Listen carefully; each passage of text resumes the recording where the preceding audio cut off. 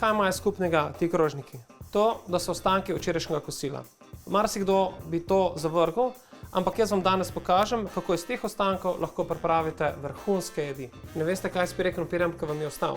Zdaj vam pokažem, kako iz njega enostavno naredite okusne domače njoke. Pire krompirju dodajte ostro moko, škrob, jajca. Masla ni potrebno dodati, zaradi tega, ker je že v samem pire krompirju. Slučajno, da imate slučajno malo redkejši pire, potem lahko dodate kakšno malenkost več moke, da ne bojo premehki njoki. Dodam jajca, solim. Po želji lahko dodate tudi kakšna zelišča, če jih imate viške, če se vam všeč, bo zelo popestrila to jed. Evo, vse sestavine imamo skupaj in zdaj pri njokih je res pomembno, da jih zagnetemo na hiter, drugače bojo njoki žvečljivi in trdi. To bojo pa krhki in lahki. Čim so sestavine dobro povezane, zaključimo z gnetenjem testa. Evo, perfektno.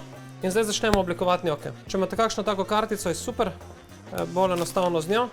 Zato rabite malo ostre moke, vzamete majhen kos testa, ga zvaljate v manjšo rolo, tanjšo. Zdaj tako, meni so všeč zelo mali njokci, hitro so kuhani, ni nevarnosti, da bi bili potem surovi na sredini, pa še zelo simpatično izgledajo. Da se njoki ne bi sprijeli skupaj, jih malo posujete z ostro moko. Jih povaljate v njej, kar bo preprečilo sprejemanje pri kuhanju ali pa pri zamrzovanju. Njoke lahko uporabite takoj ali pa jih zmrznete in prehranite za kasneje.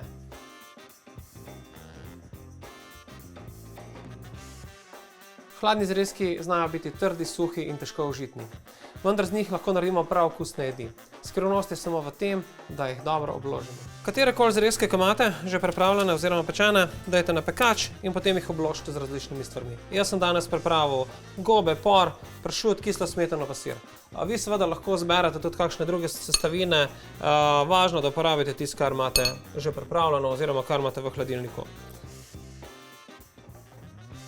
Ko dodamo zadnjo plast, in to je sir, dajte zrezke v pečico na približno 200 stopinj. Pečite jih toliko časa, da se sir lepo stopi, potem pa svetujem, da zraven poservirate kakšno svežilno solato.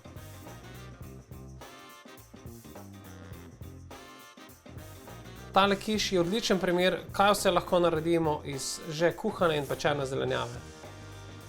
Za konec še kakšen koristen nasvet. Če vam ostane rižota, lahko naredite z nje kroglice, jih spanirate in ocvrete, po vzoru italijanskih arancinov.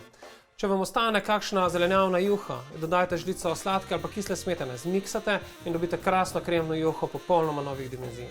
Prav vsak obrok se da reciklirati. Bodite samo pozorni pri shranjevanju. Takoj, ko pojeste, ohladite obrok, ga pokrijte in postavite v hladilnik. In naslednji dan iz njega lahko dobite ponovno eno super jed.